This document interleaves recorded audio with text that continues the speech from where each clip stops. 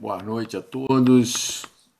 Hoje eu assisti, hoje, dia 20 de abril de 2020, né? Eu assisti o ministro Gilmar Mendes numa entrevista na Globo News e, óbvio, ele foi perguntado para muitos assuntos, mas o que eu vou me prender mais é ao que ele disse sobre a questão da defesa da democracia, né? E vocês sabem, a gente tem falado muito no sistema econômico que queremos trabalhar, né? Quer dizer, discutir, não impor, mas discutir com todos a base filosófica desse sistema e, em virtude disso, nós precisamos entender que qualquer sistema econômico deve estar inserido num campo democrático, né? Tanto que o sistema chama-se, esse que nós queremos implantar, solidarismo democrático. Então, o que quer dizer isso? Todos têm que participar, ou seja, a economia, a sociedade, ela tem que ser uma sociedade igualitária. Mas não é igualitária no sentido de dividir tudo para todo mundo. Você tem uma casa com 4 quartos, deixa que venham gente para ocupar 2 quartos e você ocupa 2 com a sua família. Não é isso. Não é esse sentido que a gente fala de solidariedade. É solidariedade na soma dos recursos para que todos possam auferir o mesmo direito de viver. E a gente fala democrático porque é com todos. Então, também o regime político, porque tem sistema econômico e regime político e forma de governo. Então, são 3 aspectos diferentes de algo que está num contexto da sociedade, né, humana. Então, nós vamos funcionar com o solidarismo democrático num ambiente de regime democrático. Então, as pessoas poderão ter o livre arbítrio de ter as suas ideias, mas nessa entrevista com o ministro Gilmar Mendes, houve algo extremamente importante que ele falou: é crime qualquer tentativa de eliminar a democracia, de se tentar implantar um sistema ditatorial, um sistema de força, em você buscar dizer que quer acabar com o Supremo Tribunal Federal, que quer acabar com o Congresso Nacional. A gente pode até não gostar daqueles deputados que foram eleitos, nós podemos estar até com uma opinião unânime, dizer, olha, esse Congresso, ele é um Congresso medíocre, ele é um Congresso que precisa ser alterado, esse é um Congresso que as pessoas são muito sem preparo e muitos até venais, que são pressionados pelo poder econômico, poder financeiro, etc. e tal. Mas como é que se muda um Congresso num regime democrático? É com o voto. Não é com golpe militar, não é com golpe de força, não é com a implantação de um regime de força. Porque a gente tem que se lembrar que o regime de força ele tem um inconveniente muito grande de, digamos assim, dar autoridade ao guarda da esquina. Não é o ditador o problema maior de um regime ditatorial. É o guarda da esquina que tem poderes, ele vai querer mandar no seu pedaço. E aí, é óbvio, com o respaldo da ditadura que se vive, a gente já teve isso aqui.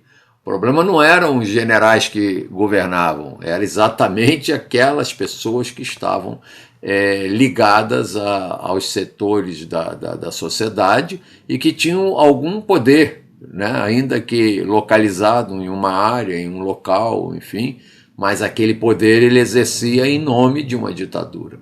Então, gente, hoje o ministro Gilmar Mendes foi muito claro que merece uma ação penal, né, aquele que estiver divulgando promovendo, fazendo qualquer atividade que busque a implantação de uma ditadura com um golpe na Constituição e um golpe nas instituições também democráticas, né?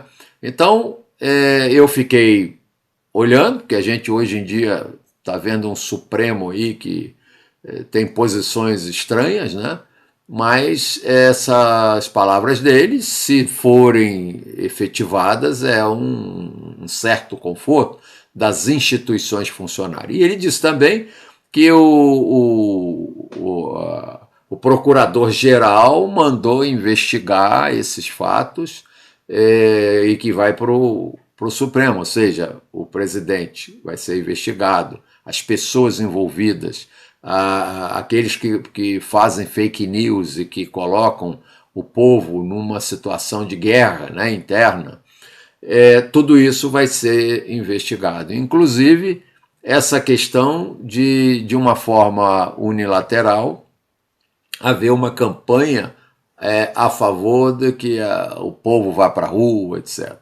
Então, tudo isso poderá ser criminalizado no Supremo Tribunal Federal, mas, obviamente, ele precisa ser acionado pela Procuradoria, pelo Ministério Público Federal, né?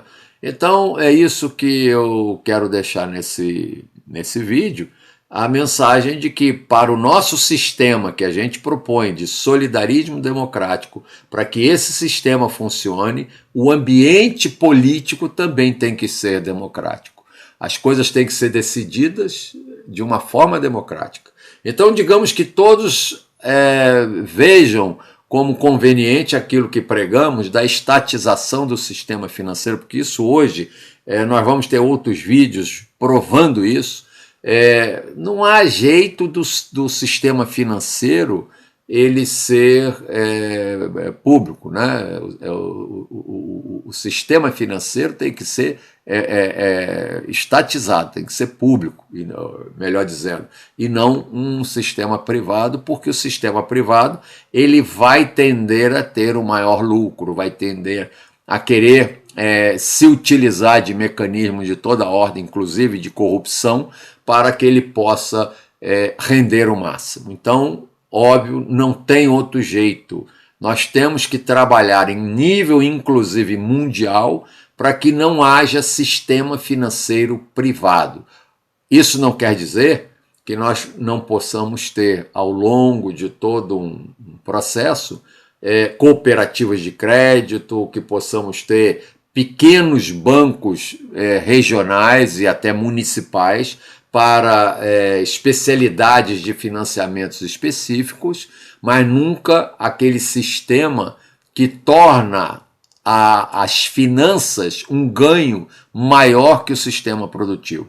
Eu vou comentar para vocês sobre o livro do Ladislau Dalbor, maravilhoso esse livro, em que fala a era do capital improdutivo. Então, nós não podemos permitir como saudável um capital improdutivo que ofereça melhores ganhos do que a própria atividade econômica. Então, ainda vamos explorar bastante essas ideias do solidarismo democrático, porque o capitalismo poderá existir, mas o capital tem que ser contido. Essa é uma lógica. E o princípio desse sistema, eu repito sempre para lembrar, é a vida. As pessoas têm que merecer o direito de viver. A forma como vamos fazer isso é que esse canal vai discutir muito. Vamos aceitar todo tipo de forma, de opinião, de maneiras de fazer, de resolver, porque não há um radicalismo nisso. Há apenas ou melhor, o radicalismo só existe em preservação da vida. Isso é condição pétrea, né? Quer dizer, não temos que discutir outros paradigmas que admitam que a vida possa ser negociada, possa ser valorizada no sentido de dinheiro, né? Nós não podemos ter força de trabalho como um mercado.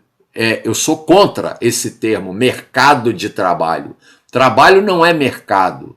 Trabalho é algo fundamental para a vida da sociedade.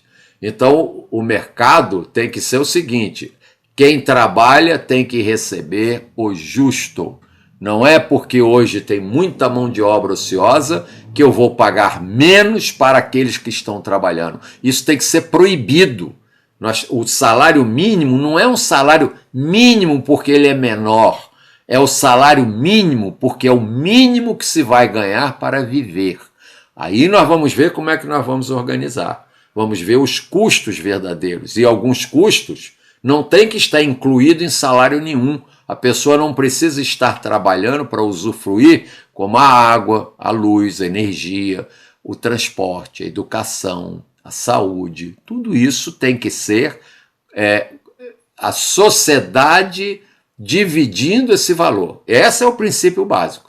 Como fazer na forma prática, na forma, digamos, do fazer, né, do executar, a gente pode discutir, né? Valores, a quantidade de recursos, de onde vêm os recursos, como é que eles vão ser manobrados e como vai ser a dinâmica da sociedade no sentido das empresas, como elas poderão funcionar e em que limites nós temos que dar ao capital. Uma outra questão filosófica, eu depois vou ver se eu até organizo uma coletânea de bases para esse sistema, para que todos entendam sob o ponto de vista filosófico do que nós estamos querendo dizer. Mas, com certeza, o capital não pode ultrapassar determinado volume, porque nós não podemos permitir que tenham pessoas que ganhem um valor de tal ordem que possam ter mais poder do que o Estado. Isso não podemos admitir. Que compram todo mundo, que determinam políticas e que se tornem absolutos em determinados setores ou até mesmo literalmente comprando todo o nosso sistema político e governamental. Então, é isso que eu quero deixar para vocês.